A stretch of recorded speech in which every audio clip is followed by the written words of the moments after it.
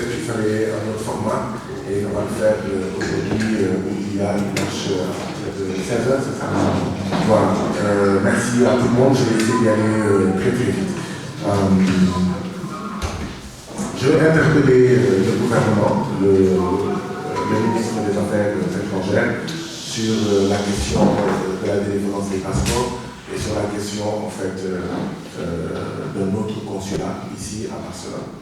Donc j'ai déjà pris cet engagement lors de rencontres précédentes et quand je vais arriver au Sénégal, Inch'Allah, ce sera une des premières choses que je vais faire. Je vous renverrai l'interpellation de la ministre avec la décharge de l'Assemblée nationale pour attester que je l'ai fait. Maintenant, j'attendrai la réponse du ministre. Et quand elle me répondra, elle devra me répondre par écrit. Vous aurez également la réponse par écrit qu'elle m'aura donnée. Maintenant, le reste, c'est de se battre. Se battre à l'Assemblée nationale, c'est ce que nous essayons de faire. Se battre aussi dans la rue, c'est-à-dire faire pression ici en Espagne. Donc, ces deux combats-là vont permettre de régler très rapidement les problèmes de passeport et les problèmes de consulat. Oui. Donc, oui.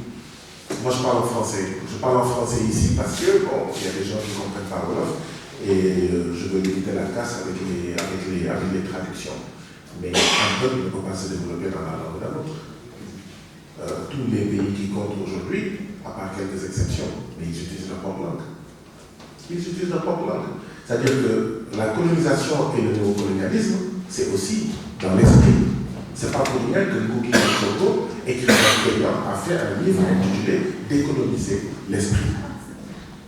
C'est pas pour rien que Ngugi wa Thiong'o a décidé à un moment donné de dire qu'il n'écrit plus dans la langue du colon, c'est-à-dire l'anglais.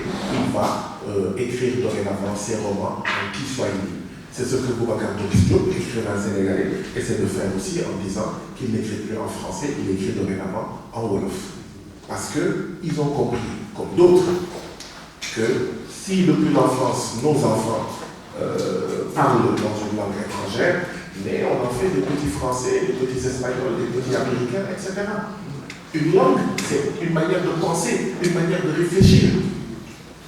D'accord? Quand vous allez dans un supermarché et que vous voyez des écritures turques, si vous êtes dans un pays qui a été colonisé par la France, vous n'êtes pas attiré par les écritures turques. Vous êtes attiré d'abord par les écritures auxquelles, en fait, que vous avez l'habitude de voir. La colonisation, elle est aussi